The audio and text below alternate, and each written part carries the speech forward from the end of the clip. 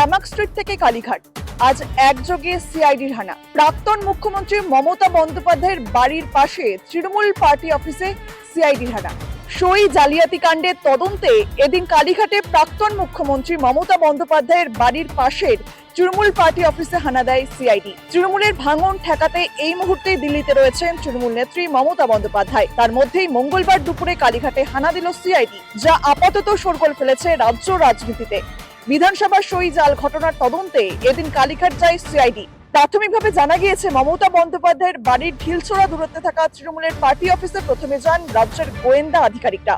তারপর 30B হরিশ চ্যাটার্জি স্ট্রিটের সদর দরজায় এসে হাজির হন তারা। কালীঘাটের পাশাপাশি একই অভিযোগে তৃণমূল সাংসদ অভিষেক বন্দ্যোপাধ্যায়ের ক্যামাক স্ট্রিটের দপ্তরেও হানা দেন সিআইডি কর্তারা।